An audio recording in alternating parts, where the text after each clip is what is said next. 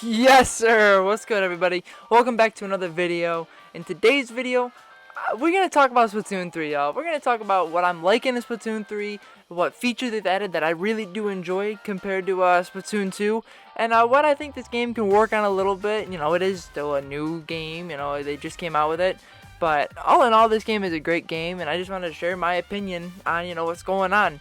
So if you enjoy the video, please subscribe, like if you enjoy this kind of content, enjoy the video.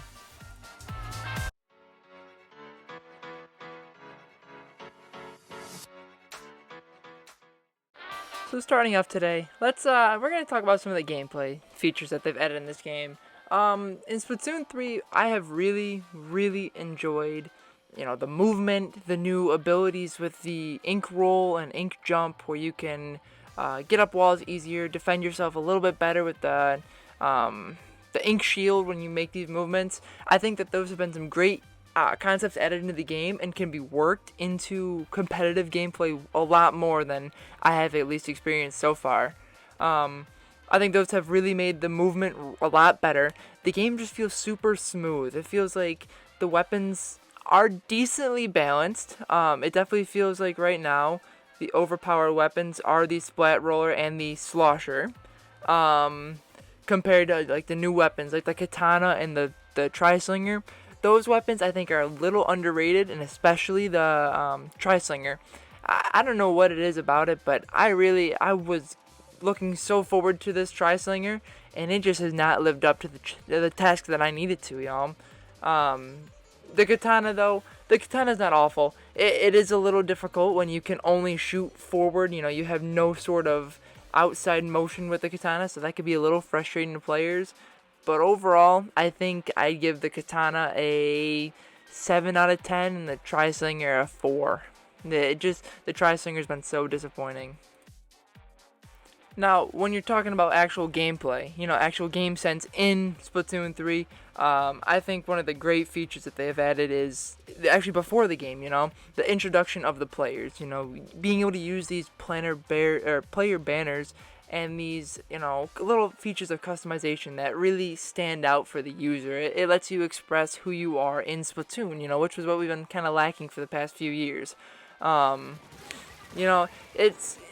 It's a great feature. I love the beginning of the game where you can kind of show up, and then I love how you can, at the end of the game, your team all like shows off with your weapons. I think that is a great feature.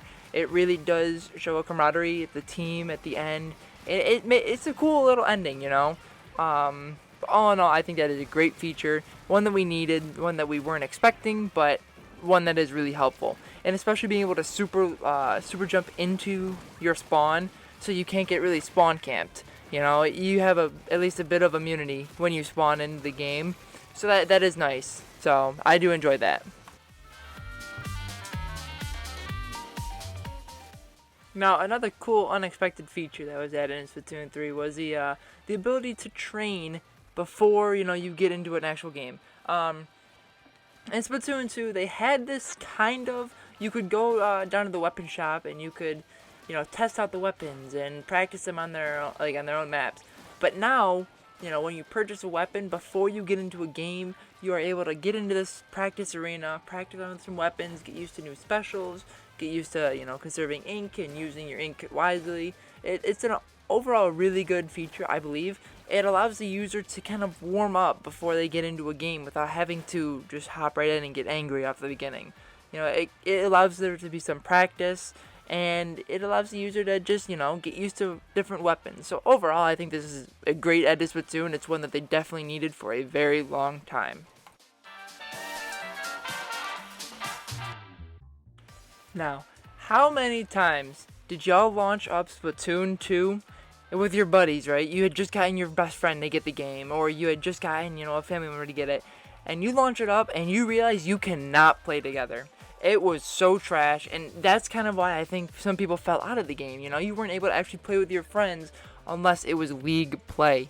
And league play, as you all know, is competitive and try-hardy. I don't even know if that's the right saying for it.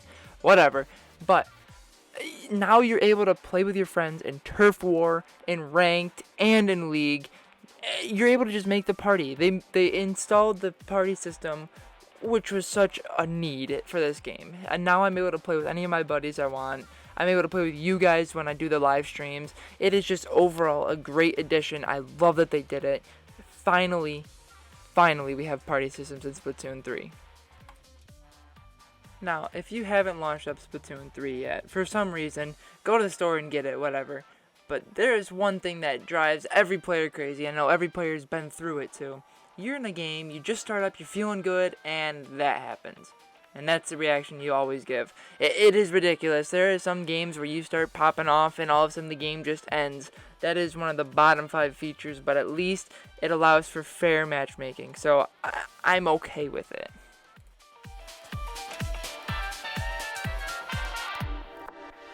Alrighty, y'all. Now we're going to get into talking about some of the new specials that were added in Splatoon 3. Okay? The first one here being the crab tank. Now, I personally love using the crab tank. I think it is one of the better specials in the game. It reminds me a lot of the baller that was removed from Splatoon, but it is like a really fast shooting crab. I guess we'll just explain it like that.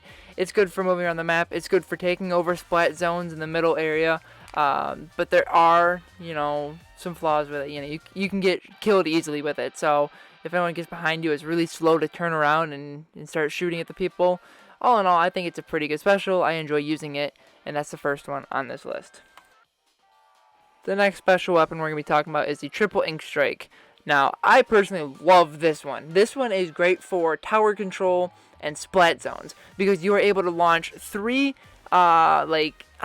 missiles down that produce a nice sphere of ink, allowing you to control an area very quickly. I think that this is one of the better specials added to the game, and I think it could be really crucial to some ranked gameplay.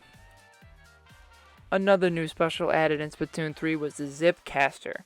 Now with the Zip Caster, you turn into this weird kind of I don't even know what to call it, but you're coated with some sort of something on your inkling.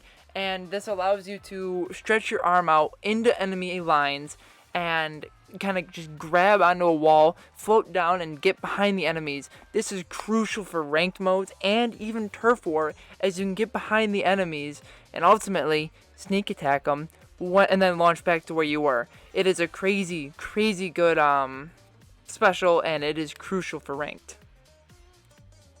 Now, a few of the other specials that were added in Splatoon were that I have just not tried out. One of them being the Wave Breaker. Now, the Wave Breaker is super effective when used right. It creates this wave that goes along the ground every few seconds. That if you don't jump over it, you take damage. So, to me, this special doesn't seem too worth it. I've seen it used before in games, and it's been used pretty well. Like the players who have used it pretty, in a good spot. But for me, I wouldn't see much use of this weapon. I wouldn't use it personally, and that's why I have not used it. I don't have any clips on me using it. So the Wave Breaker, I'm not a big fan of it, but I could see the use of it being in, splat zones or something like that. Actually, there's a video of it right now being used. It just causes that little ring to go around, and that's about it. You just gotta jump over it. The next special we're gonna get into is actually the Trizooka itself. Now, the Trizooka itself is not a bad weapon, of course. It's, again, good for splat zones, good for tower control. Basically, when you shoot it, it launches 3 huge bursts of ink at the enemy. So, to me, I haven't tried it. I haven't really seen the use for it. I can kind of see it if, you're in a far-range battle, and, they're all camping, or they're sitting on a tower. That's the only real spot that I can see it being used. Therefore, I just don't see the effectiveness in the Trizooka. Except some people are really nice with it, so I don't know. I can't hit on it till I try it. The next special weapon, well, not even a weapon that we're going to talk about in Splatoon, is actually called the Tenticooler. Okay, and so the Tenticooler is a pretty cool, idea. It's a team item. Each team member can go up and grab a soda can out of the Tenticooler. There are 4 soda cans, and this gives your team a little advantage going into, whatever next fight you go into. It allows you to have, I believe it's a speed boost, but it's, you know, it's a team item. It's a thing to get your team back into the game, which I can appreciate if you're losing in some game mode, whether it be Rainmaker, you know, tower control, anything like that, and you're down. It is a great weapon to come back into the fight and hopefully win. So I don't think it's awful. The next special we're going to be talking about is the Reef Rider. Now, the Reef Rider it's a pretty cool concept that they added in Splatoon 3. Now, the idea on the Reef Rider is you ride this, I think it's a dolphin. You can ride it into whatever area there's an enemy at a good amount of speed and ultimately blow up the area. It leaves this little track, as you can see on the screen there. It leaves this little track that if you're in the way of the track, it kills you. And then it explodes at the end, allowing you to get a splat. So overall, I think it's a pretty cool weapon. I am excited to try it out. I will be trying it out soon. But you know, it's definitely a skill-based special. You need to be able to get the timing right on when to explode. But if you get it right and you can use it right, it is a great weapon in any sort of ranked mode. And then another special weapon. They've added a lot of special weapons to this game, which is awesome. It really does add variety to the game. But the last weapon is the Killer Whale 5.1. Now, the Killer Whale 5.1 is, I don't really know how to describe it. It's like these beams that spawn behind you that will trace an enemy player that you lock onto, kind of like a Tentamissile, but it's on a horizontal axis. You know, I don't know how to really describe it. All I know is I've died to it a bunch of times, but that's just because I'm an idiot. You know, you can easily avoid them. Overall, they're not too great. It takes a lot of hits to kill somebody. It definitely will make them move off of their spot and into a more uncomfortable area. But for me, it's just, I don't see the real benefit in it. So, I don't know. I don't know how you guys feel about it either. Now, down to the last two new specials. This special is called the Ink Vac. And basically, the Ink Vac, what it does is, when you equip it, you can, you know, suck up enemy ink, like that we're going to see in this clip here. He sucks up my ink, so I'm not able to shoot him. And basically, when he sucks up enough of my ink from my gun, he's able to send a huge blast to wherever he wants. Now, I'm going to have to stop you right there, bro, for saying all that sus stuff. Pause. It's kind of like a Booyah Bomb and I don't even know. It's like a vacuum and a Booyah Bomb in one. It is a pretty good special. It's difficult because you do need to be close to like an enemy. They need to be shooting at you for it to work. But, you know, it's okay. I'm not going to say it's great. It's okay. Now, the final special added in Splatoon 3 is the Big Bubbler. And you've seen this a few times in the, you know, video in the background of me playing around. This is probably one of the best specials they added. This special actually makes it so that as a player, you and your team can stay in this bubble and shoot out, but the enemy team can't shoot in, and it also doubles as a safe super jump area. So all in all, it's a good team item. If you put it on the tower, no one can come close to the tower without you being able to shoot them. And then, if you put in the middle of the map in a splat zone, you and your 4 teammates can use sloshers or whatever to ink players outside of the bubble. It is really amazing. Now, the only weakness is if someone does get into the bubble, then they can shoot you, but there's no reason that they should get in the bubble, even though it's probably going to happen to me on stream a few times, but, you know, it'll happen. But I think it's a pretty good special. But yeah, that's all the new specials that have been added in the game. Comment down below letting me know your favorite special. You know, and if I was dissing on any of them that are actually really good and you guys really do feel strongly about, let me know and I'll have to give it a try, you know. I'm not knocking anything. I'd love to try whatever you guys are thinking is a good weapon. So, yeah, just comment down below letting me know what weapons you like to use for the specials. Well, we finally hit Salmon Run. Now, let's start with this dope cinematic, alright? I mean, it is a pretty cool concept on how you get launched into the battle. Now, while Salmon Run is still the same as it was in Splatoon 2, in terms of the objective being kill boss Salmonoids, gain power eggs, and beat 3 waves. That's basically the whole concept of Salmon Run. But the new bosses that were added and the new mechanics that were implemented in the game make this game mode a lot better, and that makes the grind for the bonuses a lot less of a grind and more of an enjoyable, I guess we'd say, training in terms of Salmon Run. So here's some of the bosses that they've added.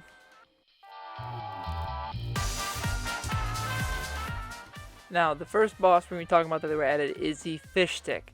Now, the fish stick is a very unique character that utilizes a tall pole, or like, I don't even know, like a tall stand, which has a few salmonoids on the top, and they spray a small circle of ink around the tower. That it can be crucial, if you're trying to like move around the map, but all in all, this isn't really that difficult to defeat. All you have to do is jump up to the top of the tower, or ink up the side of the tower, jump to the top of it, and splat the salmonoids on the side. Really not that hard. All the golden eggs spawn on top, and all in all, it's really not that bad of a boss. It's one of those bosses if you like need to focus on other bosses, it would be one you can leave. It's really not that difficult, so it's a decent boss, but not very difficult at all. Now, the next boss we're going to be talking about is the Salmon Lid. Now, the Salmon Lid isn't ultimately that difficult to defeat. It's difficult like later on in the round. Basically, like you can see here, it spawns that little like impenetrable ring around it, and it protects the salmonoids that are in it. But once it falls, it crushes all the salmonoids underneath it, and you're able to shoot the top of it. Really not that difficult of a boss. It's pretty easy to defeat, but all in all, it's alright. It's not difficult. It's easy to beat. It's difficult later in the game, of course, when you're getting jumped by a ton of different things, but I don't know. I think that this and the fish stick are two of the easier bosses to defeat. The next boss that was added in Splatoon 3 is the Flipper Flopper. Now, this boss is an interesting boss, to say the least. It's basically this fish. It spawns a ring of ink around the player, and the quicker you can fill this ring up before it lands, if you fill it up completely or partially, I think it's like splat zones. If you fill it up mostly, it turns all to your color, and the Flipper Flopper dies. Really isn't that bad of a boss. It's pretty easy to beat, but if it does get down to where you don't have a lot of ink to work with around the turf, it could be crucial to your team, and it could cause you to lose the game. Not a difficult boss, but again, situational. And for the final boss that they added in Splatoon 3, we have the Big Shot. Now, the Big Shot is a really easy boss to beat. Really the only thing he does is he spawns in this cannon that will launch, these balls that will cause as a wave breaker, right? And you gotta just jump over the waves, and that's about it. If you can do that, you could beat the Big Shot, He just comes in from the water to his cannon, launches, and then goes back in the water, and just keeps doing that. So it's pretty easy to kill him, and then once you kill him, you're actually able to use his cannon as an egg launcher and launch eggs from the outside of the map towards that middle area, instead of using your own ink to throw him a short distance. So he's a pretty easy boss to beat if it's one-on-one. It's nice to get him early in the round so that you can keep launching eggs to the middle, closer to the basket. But yeah, overall a pretty easy boss, but a pretty cool head. And ladies and gentlemen, that will sum up the Splatoon 3 bosses. Hold on. What is... Oh yeah, that's right. The King Salmonoid that was added in Splatoon 3, ladies and gentlemen. This was a new final boss that was added to Splatoon 3. This is the extra wave. And during this wave, a whole bunch of boss Salmonoids will spawn, and your job is to get the power eggs and shoot them at the boss. You have about 1.5 to 2 minutes to defeat this boss. And he is not easy. He has a few powers, such as a splat down that he can do, but it's a huge area splat down. And then you're also getting bombarded by the boss Salmonoids. So it is a very difficult mode. You definitely need your whole team to be ready for this, because he is not easy to take down. You shoot the eggs at him, hopefully to do a lot of damage. That's the strategy, is to kill the boss Salmonoids around him to then take him out. So, all in all, Splatoon did a great thing by adding this. This made Salmon Run so much more interesting. How every few runs you can get this big man. It definitely does make it difficult too. You know, because you have to avoid every boss, and you have to avoid him, and you have to worry about killing him in a certain amount of time. It's just overall a great addition. Nice job, Splatoon. But yes, ladies and gentlemen, that is everything that they have added in terms of game modes and special weapons that they have added. There are a few new weapons like this Tri-Slinger and the Katana, which are decent weapons like I talked about earlier, but all in all, this game is great. I recommend it for anybody who's got the Switch, looking to just have, you know, fun with some friends. It's a great game. I've always loved Splatoon. It's a nice, you know, I recommend it. That's what I'm trying to say here. I recommend it to people who are new, you know, to the Switch. I recommend this to be one of your first games. It is a great amount of fun. There's always something to do. Always people that are looking to play. So, if you enjoyed today's video, please hit the like button down below. Subscribe if you are new. We are making plenty of Splatoon 3 content. We are always live doing Splatoon 3.